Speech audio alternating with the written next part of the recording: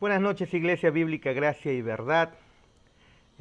Lastimosamente ya hemos hecho esta clase, pero por asuntos técnicos se eliminó, se borró, así que estamos volviendo a hacer la clase para poderlo subir. Eh, Esperemos que el Señor nos permita ahora sí concluirlo, ¿sí? Vamos a orar, por favor, para continuar con la lección. Amado Padre Santo, Dios soberano, otra vez te damos gracias, Señor, porque todo lo permites. Ayúdanos, Señor, a manifestar tu amor, a manifestar la paciencia que tú pones, Señor, a través de tu Santo Espíritu. Ayúdanos, Señor, ahí en casa, cada uno a poder, Señor, coger su Biblia y observarte a ti, Señor, en cada página cuando leamos tu santa palabra. Te lo pedimos en el nombre de Jesús. Amén. Amén.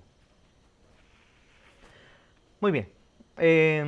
Entramos entonces al libro de Reyes, Reyes 1 y Reyes 2, al igual que el libro de Samuel, Reyes 1 y Reyes 2, es un solo libro cuando fue escrito en el original, sino que cuando se hizo la traducción de la Septuaginta, unos 350 años aproximadamente antes de Cristo, o 300 años antes de Cristo, se mandó a traducir del Antiguo Testamento en hebreo y en arameo que estaba, se mandó a traducir al griego, al idioma que estaba imperando en ese momento, pues el idioma griego estaba en todo su apogeo. Entonces ahí es donde por temas de comodidad es que al libro lo separaron en dos, en Reyes 1 y Reyes 2. Algunos incluso consideraban a Reyes como Reyes, el libro de Reyes A y el libro de Reyes B. Pero bueno, ya sabemos nosotros que lo que tenemos en realidad no son dos libros escritos aparte, sino uno solo, que al final, por asuntos de comodidad, lo separaron en la Septuaginta en libro 1 y libro 2 de Reyes. El libro de Reyes va a comenzar con la muerte del rey David, los últimos días de David y el traspaso de su reinado a su hijo Salomón.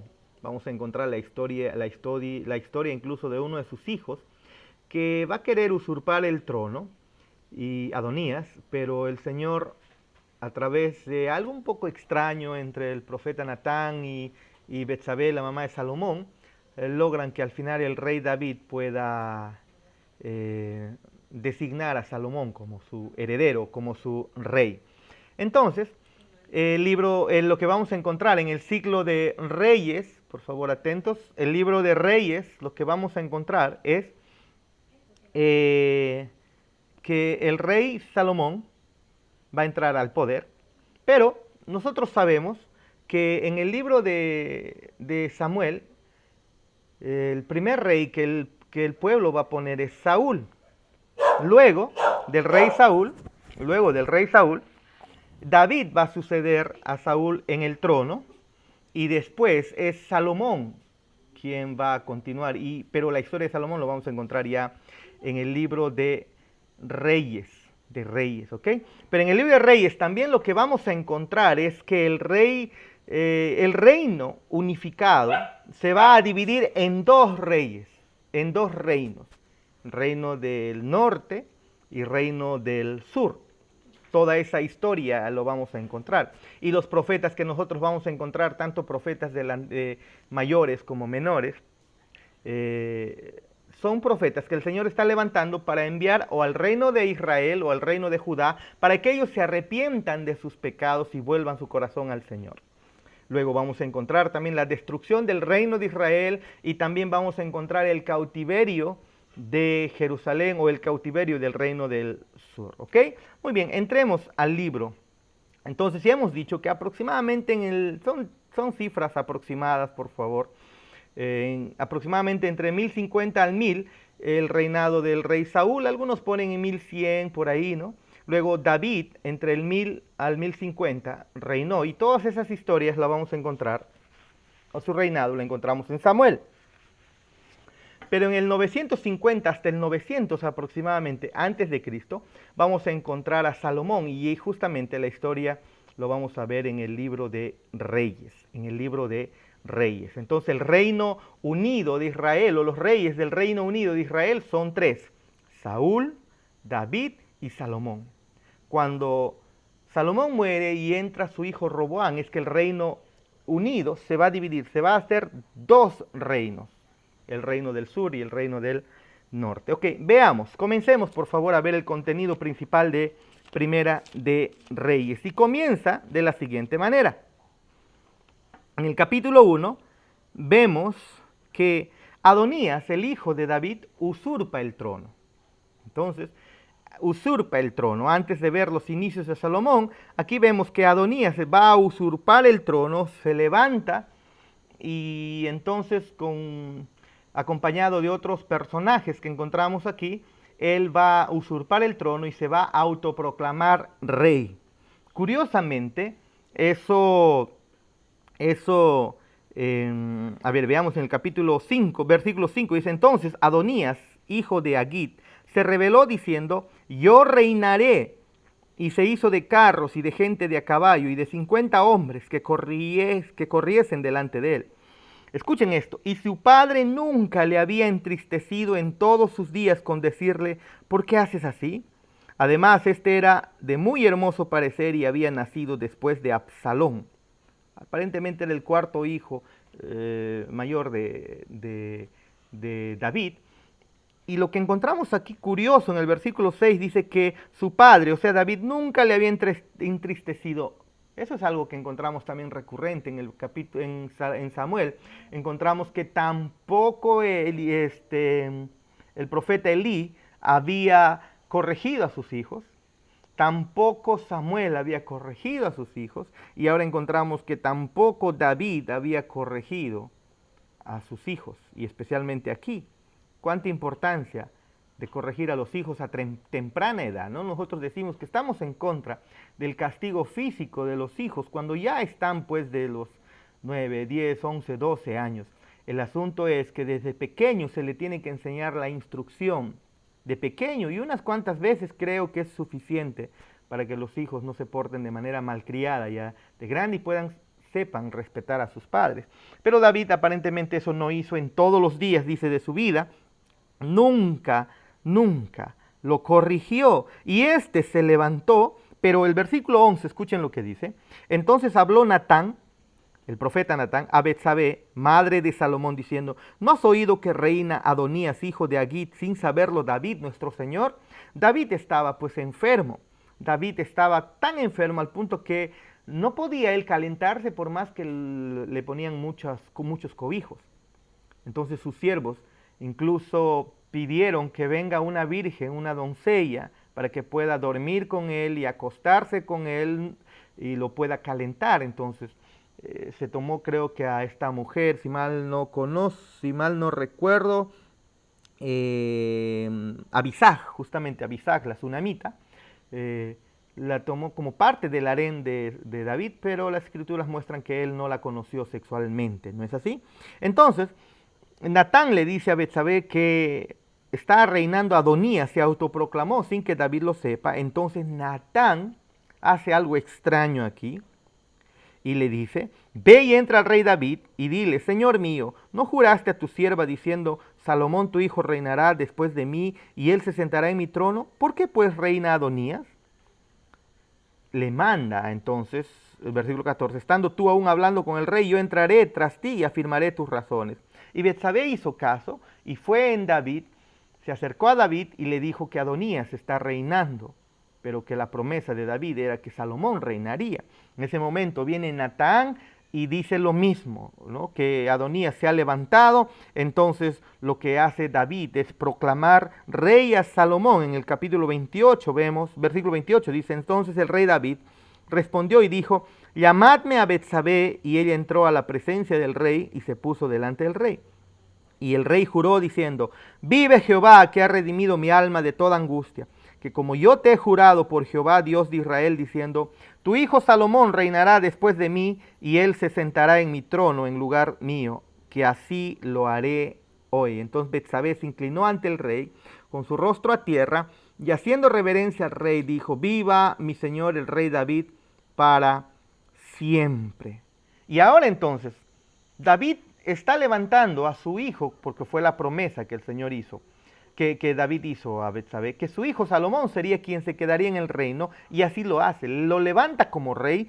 Esto llega a los oídos de Adonías, que después de estar con su gente ahí, que se autoproclamó rey, él tiene temor, porque ahora el rey ha sido, el rey David ha proclamado como su sucesor a su hermano Salomón, y lo ha hecho a través, incluso con el respaldo de los profetas, ¿no es así? Y entonces versículo 50 dice del capítulo 1, mas Adonías, temiendo de la presencia de Salomón, se levantó y se fue y se asió de los cuernos del altar. Y se lo hicieron saber a Salomón, diciendo, he aquí que Adonías tiene miedo del rey Salomón, pues se ha asido de los cuernos del altar, diciendo, júrame hoy el rey Salomón que no matará a espada a tu siervo. Ustedes se acuerdan que en el altar, en el monte Sinaí, el Señor mandó a construir un altar, y en ese altar de bronce ellos podían, la persona que estaba siendo acusado injustamente o que estaba en peligro de muerte, podía escapar hacia el altar y se cogía el altar y entonces merecía un justo juicio. Entonces esto hace aquí de miedo a Adonías, ¿no es así? Luego, en el capítulo 2 vemos el mandato de David a Salomón y dice lo siguiente, llegaron los días en que David había de morir y ordenó a Salomón su hijo diciendo, yo sigo el camino de todos en la tierra, esfuérzate y sé hombre, guarda los preceptos de Jehová tu Dios andando en sus caminos y observando sus estatutos y mandamientos, sus decretos, sus testimonios de la manera que está escrito en la ley de Moisés, para que prosperes en todo lo que hagas y en todo aquello que emprendas, para que confirme Jehová la palabra que me habló diciendo, si tus hijos guardaren mi camino, andando delante de mí con verdad, de todo su corazón y de toda su alma, jamás, dice, faltará a ti varón en el trono de Israel. Se da cuenta que el Señor está tomando la ley de Moisés y les está diciendo, si el rey es obediente a la ley de Moisés, el pueblo será bendecido. Pero si el rey es desobediente a la ley de Moisés, el pueblo llevará las maldiciones que nosotros encontramos en Deuteronomio 28. Retrocedamos, por favor. Y en Deuteronomio 18, antes que el pueblo de Israel entre a la tierra prometida, encontramos que el Señor les repite su ley al pueblo. Y en el capítulo 28 dice, de Deuteronomio, Moisés les dice, acontecerá que si oyereis atentamente la voz de Jehová tu Dios para guardar y poner por obra todos sus mandamientos que yo te prescribo hoy, todos los mandamientos, y miren todas las bendiciones que nosotros encontramos que recibiría el pueblo por obedecer los mandamientos de Dios. Pero del versículo 15 hasta el versículo 68 encontramos las consecuencias de la desobediencia, maldiciones, maldiciones tras maldiciones, pestes, enfermedades para el pueblo de Dios. Entonces, la bendición de Dios estaba, según el pacto de Moisés, dependía de cuán fiel eran al pacto, y las maldiciones o las calamidades dependía de cuán infiel ellos eran al pacto. Entonces estamos viendo que David le da esa orden a Salomón y Salomón pues promete cumplir lo que su padre le está ordenando. Luego encontramos que muere David y luego Salomón afirma su reino y en el capítulo 3 encontramos que Salomón, bueno, está a los inicios aquí de Salomón, Salomón se casa con la hija del faraón. Y bien entra al reinado, escuchen ustedes, hace una alianza política muy importante con Egipto. Y esto lo vamos a encontrar constantemente en Salomón. Constantemente va a hacer alianzas, se va a tener mujeres de otros pueblos buscando alianzas políticas. Y entonces Salomón, dice, hizo parentesco con Faraón, rey de Egipto, pues tomó la hija de Faraón y la trajo a la ciudad de David, entre tanto que acababa de edificar su casa y la casa de Jehová y los muros de Jerusalén alrededor. Hasta entonces el pueblo sacrificaba en los lugares altos porque no había casa edificada al nombre de Jehová hasta aquellos tiempos. Entonces Salomón se casa con la hija de Faraón. Usted sabe que en la ley decía que el pueblo de Israel no debía tomar mujeres extranjeras. Y lo primero que hace el rey aquí es tomar una mujer extranjera. Pero hasta este momento Salomón está andando rectamente. Luego, esta historia maravillosa donde Salomón pide al Señor sabiduría. En sueños el Señor se le presenta y le pide sabiduría y le dice algo hermoso en el versículo 9. Da pues a tu siervo corazón entendido para juzgar a tu pueblo y para discernir entre lo bueno y lo malo. Porque ¿quién podrá gobernar este pueblo tan grande? Y agradó delante del Señor que Salomón pidiese esto. Salomón pide sabiduría, luego vemos esa sabiduría puesto, manifestada cuando dos mujeres, pues prostitutas, rameras, se acercan con la historia de un hijo muerto y en la otra reclamando el derecho por el hijo, ¿no es así? Usted conoce la historia, no lo vamos a repetir. Luego en el capítulo 5 hasta el capítulo 8 vamos a ver que Salomón va a edificar y está edificando pues el templo. No se le había permitido a David edificar el templo.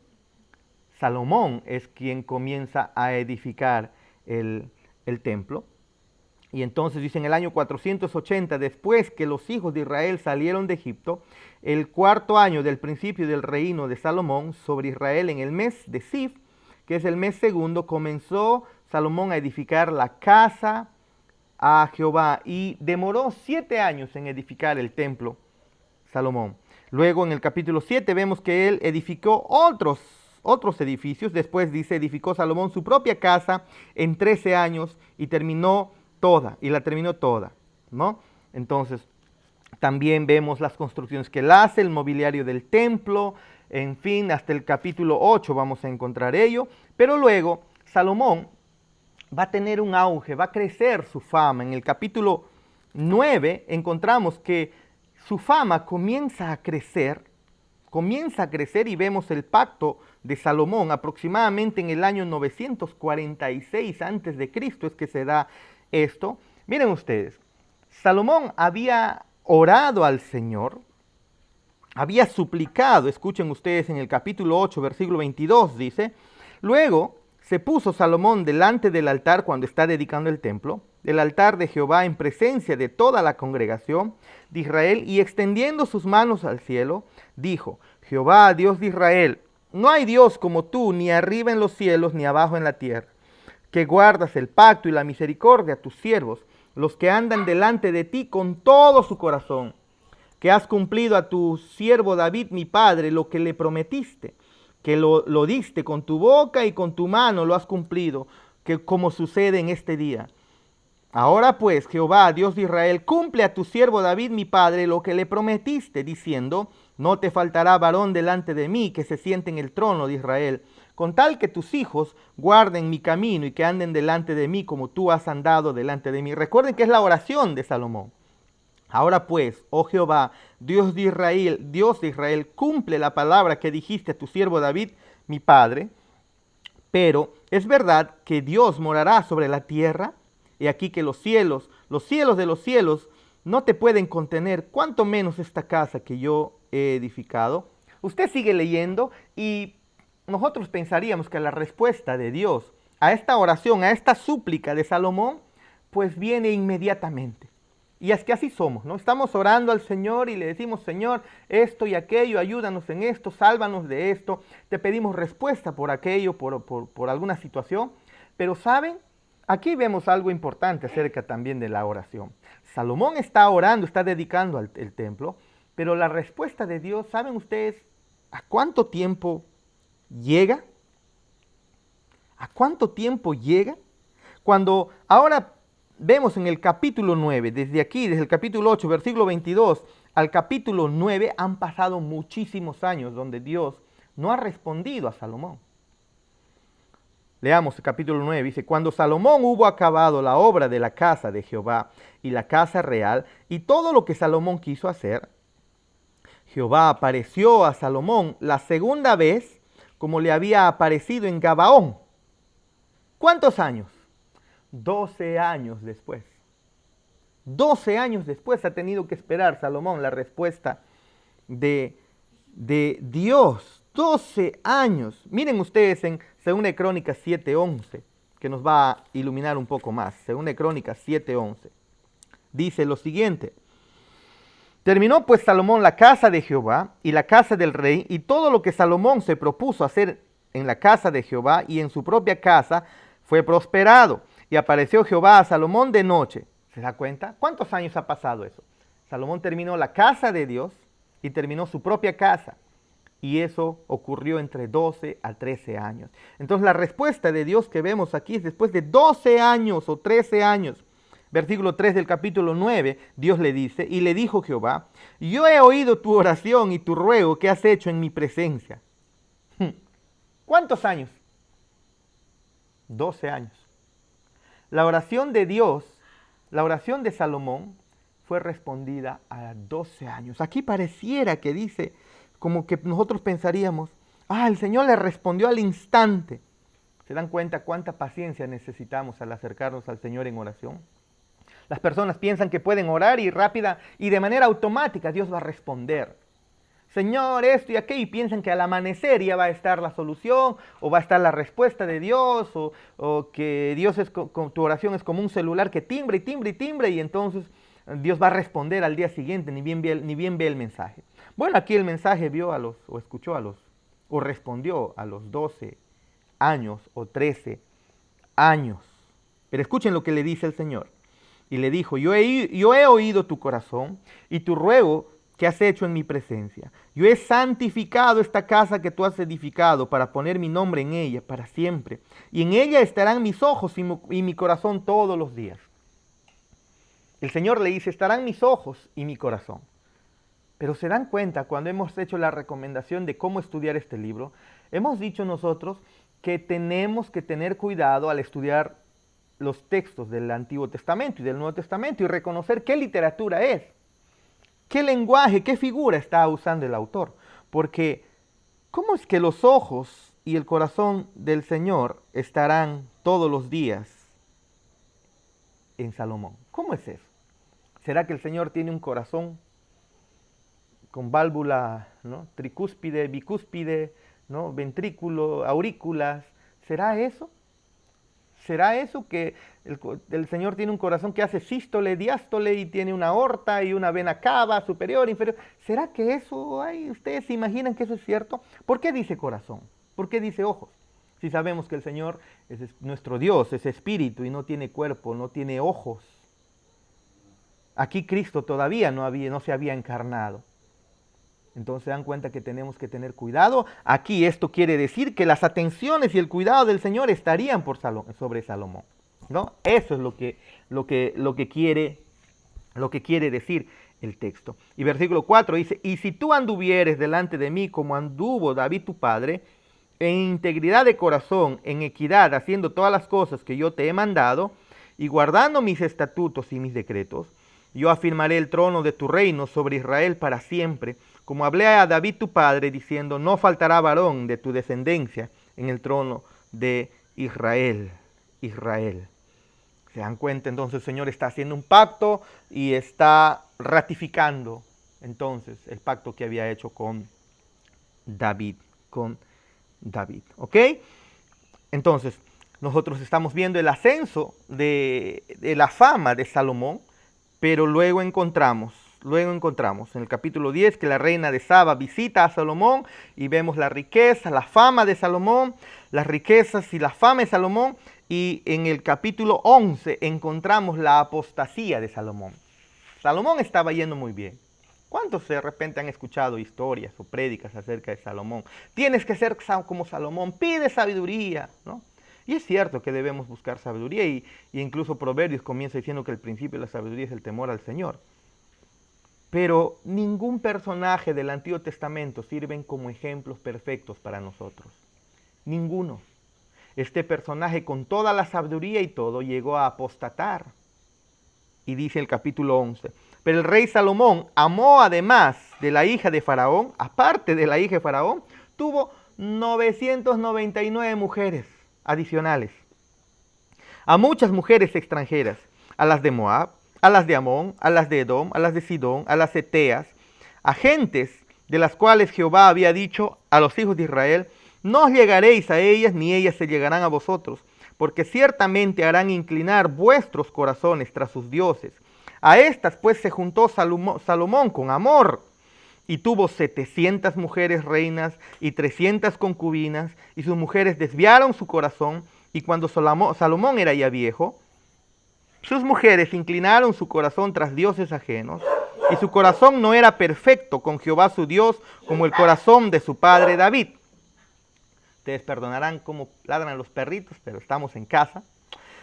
Versículo 5 dice, porque Salomón siguió a Astoret, diosa de los sidonios, y a Milcom, ídolo abominable de los amonitas. E hizo Salomón lo malo ante los ojos de Jehová, y no siguió cumplidamente a Jehová como David su padre. Entonces edificó Salomón un lugar alto a Quemos, ídolo abominable de Moab, en el monte que está enfrente de Jerusalén, y a Moloc, ídolo abominable de los hijos de Amón. Así hizo para todas sus mujeres extranjeras, las cuales quemaban incienso y ofrecían sacrificio a sus dioses. Y se enojó Jehová contra Salomón, por cuanto su corazón se había apartado de Jehová, Dios de Israel, que se había aparecido 2 veces. Y le había mandado acerca de esto, que no siguiese a dioses ajenos, mas él no guardó lo que le mandó Jehová, y Salomón comienza su decadencia, ¿ok? Y dijo, versículo 11, Jehová a Salomón, por cuanto ha habido esto en ti, y no has guardado mi pacto y mis estatutos que yo te mandé, romperé de ti el reino y lo entregaré a tu siervo. Vamos a retroceder de repente unas 2 diapositivas atrás y vamos a ver cómo es que el reino se divide. Ok, vamos a esperar a que las diapositivas se coloquen, por favor. Vamos a retroceder a la diapositiva donde el reino se divide en esas imágenes de dibujos que tenemos. Y vemos entonces cómo es que con el reinado de Salomón, luego el reino se va a dividir en 2. Y eso lo encontramos acá. Escuchen, esto está siendo dicho cuando Salomón está reinando. Otra vez, versículo 11. Todavía no está aquí Roboam el hijo. Y dijo Jehová a Salomón, por cuanto ha habido esto en ti, y no has guardado mi pacto y mis estatutos que yo te mandé, romperé de ti el reino y lo entregaré a tu siervo. Sin embargo, no lo haré en tus días por amor a David tu padre, lo romperé de la mano de tu hijo, pero no romperé todo el reino, sino que daré una tribu a tu hijo, por amor a David mi siervo, y por amor a Jerusalén, la cual yo he elegido. Y Jehová suscitó un adversario a Salomón, Edad, edomita, de sangre real, el cual estaba en Edom. Y así el Señor va a estar levantando incluso adversarios para Salomón, a tal punto que en el mismo capítulo 11, el versículo 25, escuchen, 26 dice, también Jeroboam, hijo de Nabat, efrateo de Sereda, siervo de Salomón, cuya madre se llamaba Serúa, la cual era viuda, alzó su mano contra el rey. Mientras está vivo Salomón, la causa por la cual éste alzó su mano contra el rey fue esta. Salomón, edificando a Milo, cerró el portillo de la ciudad de David su padre, y este varón Jeroboam era valiente y esforzado, y viendo Salomón al joven que era hombre activo, Salomón le encomendó todo el cargo de la casa de José.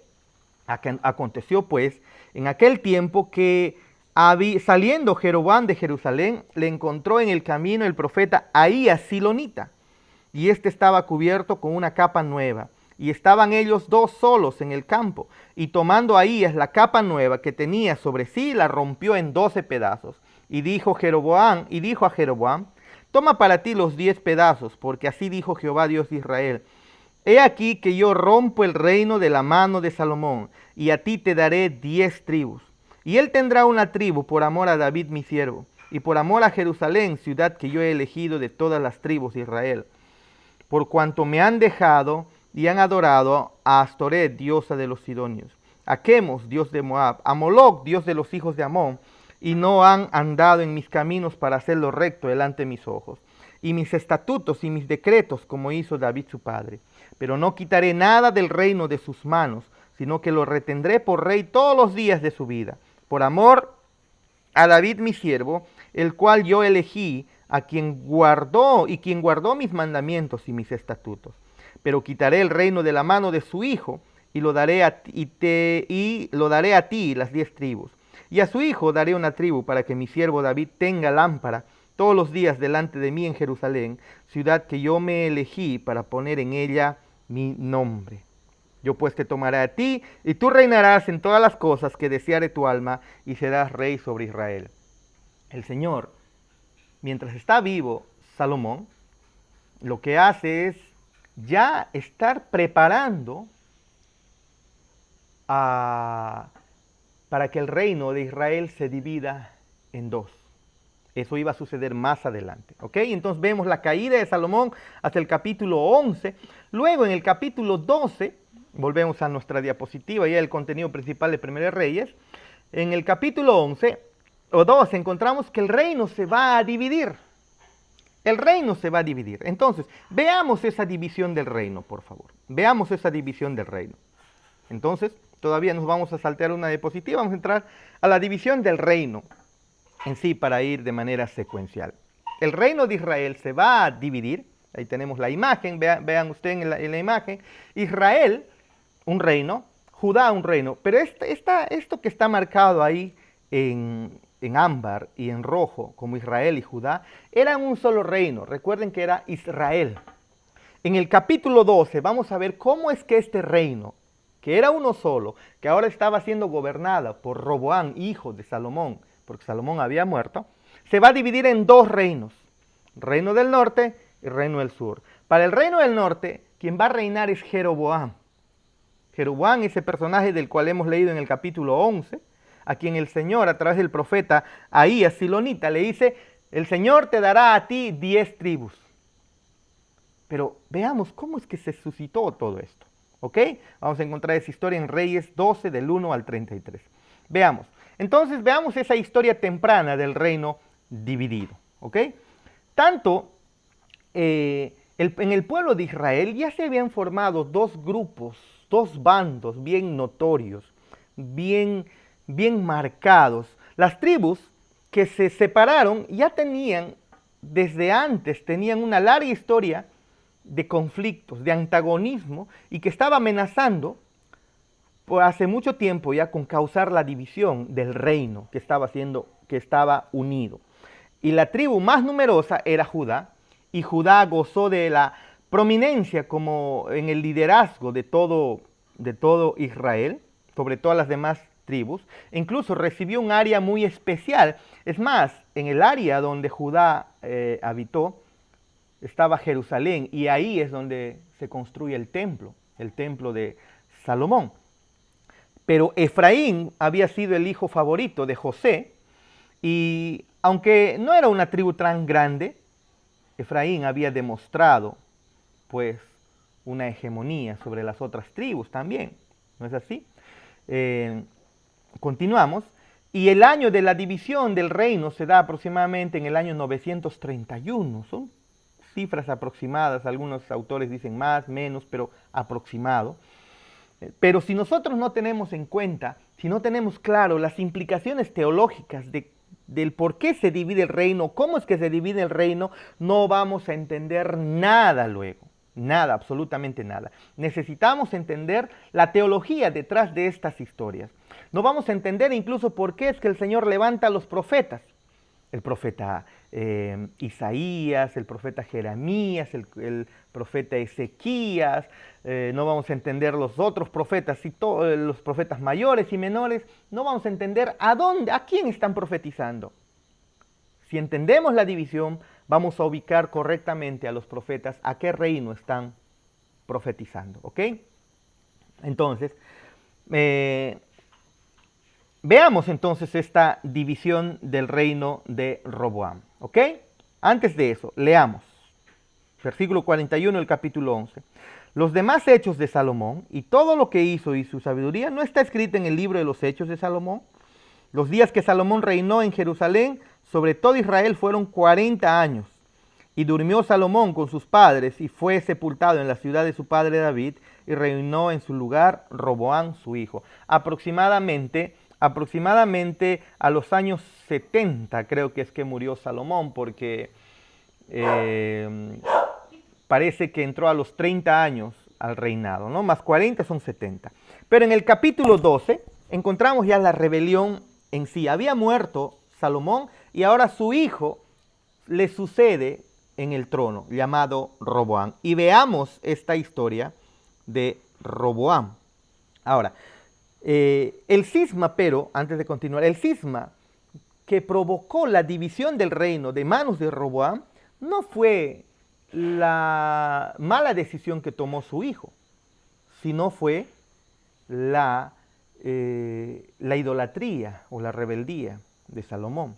Así que después que Salomón murió, su hijo Roboam fue rechazado por el pueblo por no bajar los impuestos. Leamos, por favor, lo que dice. Veamos, versículo 1. Roboam fue a Siquem,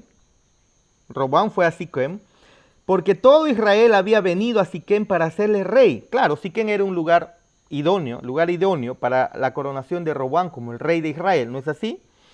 Y aconteció que cuando lo oyó Jeroboam, hijo de Nabat, que aún estaba en Egipto, a donde había huido de delante del rey Salomón y habitaba en Egipto. Entonces, en la víspera de esta celebración, las tribus del norte estaban lideradas por la tribu de Efraín y ellos enviaron a Jeroboam, quien había huido hacia Egipto, y lo llamaron de Egipto y lo hicieron venir. ¿Para qué? 3 dice, y enviaron a llamarle, y vino pues Jeroboam y toda la congregación de Israel y hablaron a Roboam diciendo, ¿qué hicieron? Tu padre agravó nuestro yugo, mas ahora disminuye tú algo de la dura servidumbre de tu padre y del yugo pesado que puso sobre nosotros, y te serviremos. Y él les dijo, idos, y de aquí a 3 días volved a mí, y el pueblo se fue. ¿Qué querían ellos? Ellos estaban solicitando, juntamente con Jeroboam, que Roboam, el rey, bajara los impuestos. ¿No es así? Que estaba muy elevado. Salomón había necesitado mucho impuesto para todo su reinado. Él había necesitado mucho dinero y había subido demasiado los impuestos al pueblo de Israel. Entonces, si hubiera reducido el impuesto Roboam, si hubiera aligerado esa carga que Salomón había puesto por sobre el pueblo, seguramente el pueblo hubiera dado el apoyo a Roboam y no se hubieran dividido. Veamos el versículo 4, dice, tu padre agravó nuestro yugo, mas ahora disminuye tú algo de la dura servidumbre de tu padre y del yugo pesado que puso sobre nosotros y te serviremos. ¿Se da cuenta? Pero, ¿qué es lo que respondió? ¿Qué es lo que respondió? Y él les dijo, idos y de aquí a 3 días volved a mí, y el pueblo se fue. En el versículo 5 encontramos que Roboam responde a Jeroboam y a los que habían venido con Jeroboam, representantes de Israel, vuelvan en 3 días. Pero pasados los 3 días, leamos lo que ocurre. Desde el versículo 6. Entonces el rey Roboam pidió consejo de los ancianos que habían estado delante de Salomón, su padre, cuando vivía, y dijo, ¿Cómo aconsejáis vosotros que responda a este pueblo? Y ellos le hablaron diciendo, si tú fueres hoy siervo de este pueblo y los sirvieres, y respondiéndoles buenas palabras les hablares, ellos te servirán para siempre. Pero él dejó el consejo que los ancianos le habían dado y pidió consejo de los jóvenes que se habían criado con él y estaban delante de él. Y les dijo, ¿cómo aconsejéis vosotros que respondamos a este pueblo que me ha hablado diciendo, disminuye algo del yugo de tu padre que tu padre puso sobre nosotros? Entonces los jóvenes que se habían criado con él le respondieron diciendo, así hablarás a este pueblo que te ha dicho estas palabras. Tu padre agravó nuestro yugo, mas tú disminúyenos en algo. Así les hablarás. El menor dedo de los míos es más grueso que los lomos de mi padre. Versículo 11 dice, ahora pues mi padre os cargó de pesado yugo, mas yo añadiré a vuestro yugo. Mi padre os castigó con azotes, mas yo os castigaré con escorpiones. Al 3er día vino Jeroboam con todo el pueblo a Roboam, y según el rey lo había mandado, diciendo, volved a mí al 3er día. Y el rey respondió al pueblo duramente, dejando el consejo que los ancianos le habían dado. Y les habló conforme al consejo de los jóvenes, diciendo, mi padre agravó vuestro yugo, pero yo añadiré a vuestro yugo. Mi padre os castigó con azotes, mas yo castigaré con escorpiones. Y no oyó el rey al pueblo, porque era designio de Jehová, para confirmar la palabra que Jehová había hablado por medio de Ahías Silonita a Jeroboam, hijo de Nabat. ¿Qué es lo que pasó? El rey pidió a dos grupos de consejeros que le den su recomendación. ¿Qué voy a hacer? Dijo, ¿no? Los ancianos, ellos habían sido consejeros oficiales de Salomón, y ellos le recomendaron muy sabiamente que aligere la carga, que acceda a la petición del pueblo. Pero Roboam no oyó este consejo, más bien buscó a los jóvenes, a sus contemporáneos en el versículo 8, y los contemporáneos le dijeron, no, más bien ponles más carga, mucho más carga. Pero encontramos entonces que Roboam responde cuando el pueblo regresa en el versículo 14, dice, y les habló conforme al consejo de los jóvenes, diciendo, mi padre agravó vuestro yugo, pero yo añadiré a vuestro yugo. Mi padre os castigó con azotes, mas yo os castigaré con escorpiones. ¡Qué crueldad! ¡Qué maldad! Entonces las palabras que usó Roboam para responder la petición que el pueblo venía a traerle al nuevo rey, parecen entonces que fueron las causantes para que el pueblo se divida. ¿No es así? Pero sigamos leyendo. ¿Qué es lo que hizo? No había escuchado entonces Roboam el consejo de los ancianos. En lugar de escuchar al pueblo, Roboam puso sus intereses egoístas en primer lugar. Pero saben, escuchen lo que dice el versículo 15. Y no oyó el rey al pueblo, porque era designio de Jehová para confirmar la palabra que Jehová había hablado por medio de Ahías Silonita a Jeroboam, hijo de Nabat. Parece que es aquí el causante es Roboam, ¿ok? Y sí, es cierto, está actuando con un corazón perverso, pecaminoso, malvado, falto de misericordia. Pero el autor nos dice que detrás de esta intención mala, de esta respuesta equivocada de Roboam, al final el Señor está usando el corazón malvado de este hombre, o el corazón alejado de la misericordia de este hombre, para cumplir sus propósitos y sus designios, porque antes de que el Roboam sea el rey, Jeroboam se encontró con el profeta Ahías Silonita mientras estaba vivo el rey Salomón, y le profetizó que 10 tribus serían entregadas a él. La pregunta es, ¿quién causó la división del pueblo? ¿Quién fue el causante de la división? Es cierto que el corazón equivocado va a producir siempre cosas, catástrofes. El líder con corazón equivocado va a producir catástrofes. Pero al final aquí vemos que es el Señor quien está obrando según sus propósitos. Recuerden ustedes que Ahías Silonita se encontró con Jeroboam y él le profetizó que 10 tribus serían para él. 10 tribus. Entonces estaba cumpliendo el juicio de Dios por la apostasía de Salomón. El tema está que el reino de Israel se divide producto de la idolatría, de la apostasía de Salomón. Eso es. Entonces, desde el capítulo 16 en adelante, nosotros vamos a ver ahora la rebelión de Israel. Vamos a leer hasta el 24 y dice, cuando todo el pueblo vio que el rey no les había oído, le respondió estas palabras diciendo, ¿qué parte tenemos nosotros con David? No tenemos heredad en el hijo de Isaí. Israel, a tus tiendas, provee ahora en tu casa. David, provee ahora en tu casa, David. Entonces Israel se fue a sus tiendas. Pero reinó Roboam sobre los hijos de Israel, que moraban en las ciudades de Judá. Y el rey Roboam envió a Adoram, que estaba sobre los tributos. Pero lo apedreó todo Israel y murió. Entonces el rey Roboam se apresuró a subirse en un carro y a huir a Jerusalén. Y así se apartó Israel de la casa de David hasta hoy, dice. Bueno, no se está refiriendo hasta hoy, ¿no? Sino hasta hoy, desde el momento en que está siendo escrito. Y aconteció que oyendo todo Israel que Jeroboam había vuelto, enviaron a llamarle a la congregación y le hicieron rey sobre todo Israel, sin quedar tribu alguna que siguiese la casa de David, sino solo la tribu de Judá. Ahora una aclaración. Más adelante vamos a ver que cuando el reino del norte se divide, es cierto, es llevado a cautividad por los asirios, y el reino del norte llevado a cautividad nunca regresa. Entonces en realidad hasta hoy pues ese pueblo quedó perdido por completo. Es más, las escrituras demuestran que Dios le dio a Israel carta de divorcio. Carta de divorcio. Por ramera, dice, por prostituta, por haber fornicado con otros dioses. ¿Ok? Eso es para más adelante. Versículo 20 dice, y aconteció que, oyendo todo Israel que Jeroboam había vuelto, enviaron a llamarle a la congregación y le hicieron rey sobre todo Israel, sin quedar tribu alguna que siguiese la casa de David, sino solo la tribu de Judá.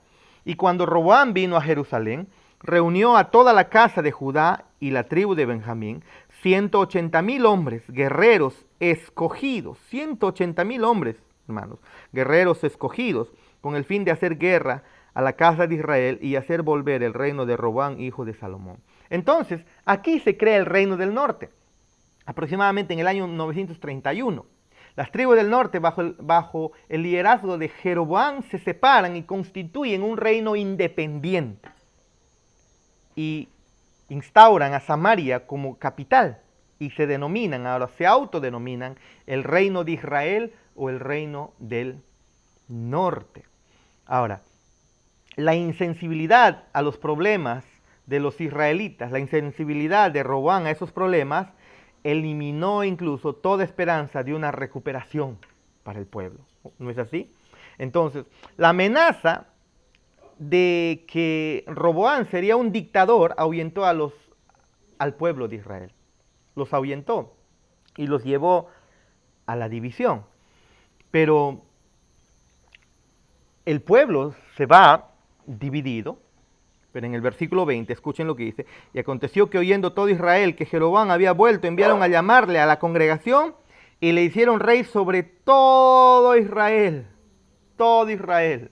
Solo los paisanos más cercanos de la tribu de Judá no lo abandonaron. Los que estuvieron cerca, especialmente Benjamín. Y la respuesta de los israelitas del norte llegó a ser como un grito de guerra. ¿No es así? Un grito de guerra. Y ahí es donde el pueblo de Israel entonces se divide. Aunque Roboam quiso restaurar la unidad por la fuerza, con 1,800 hombres, al final el Señor no se lo permite. No se lo permite. Lo podemos observar en el texto. En el versículo 21 dice, cuando Roboam vino a Jerusalén, reunió toda la casa de Judá y la tribu de Benjamín, 180,000 hombres, guerreros escogidos, con el fin de hacer guerra a la casa de Israel y hacer volver el reino a Roboam, hijo de Salomón. Pero vino palabra de Jehová a Semaías, varón de Dios, diciendo, habla a Roboam, hijo de Salomón, rey de Judá, y a toda la casa de Judá y de Benjamín, y a los demás del pueblo, diciendo, así ha dicho Jehová, no vayáis ni peleéis contra vuestros hermanos, los hijos de Israel, volveos cada uno a su casa, porque esto lo he hecho yo. Y ellos oyeron la palabra de Dios y volvieron y se fueron conforme a la palabra de Jehová. El Señor impidió que Roboam haga volver al pueblo de Israel que se había dividido. Fueron interrumpidos entonces los planes. Fueron interrumpidos los planes. ¿Por quién? Por un profeta llamado Semaías, quien anunció que Jehová había dicho que esto debía continuar así. Era el designio del Señor. ¿No es así? Y por último, encontramos entonces que el Reino Unido, como un resumen, constituye el reinado de Saúl, de David y de Salomón. Pero cuando Salomón muere, producto de su pecado, producto de su rebeldía, producto de su idolatría, Jeroboam, el hijo de Salomón, gobierna Israel, pero gobierna con un corazón autoritario. El pueblo viene a pedirle que baje los impuestos, que baje la carga de servidumbre, y Roboam no lo permite. Y entonces Israel, liderado por Jeroboam, se dividen y constituyen el reino del norte. Roboam se queda con Judá y con la tribu de Benjamín, y él entonces, desde ahora en adelante, se va a llamar el reino del sur o el reino de Judá. Desde este momento, desde el capítulo 13 en adelante, o desde el capítulo 12, de la mitad del capítulo 12 en adelante, cada vez que nosotros encontramos que las escrituras mencionan a Judá, se está refiriendo al reino del sur. Y si las escrituras hablan de Israel, se refiere al reino del norte, a 10 tribus. Judá, 2 tribus, Benjamín y Judá. Israel o Efraín, 10 tribus. ¿No? Dan, Aser, Neftalí, Gad, Manasés, en fin, todas las 10 tribus. más, ¿ok?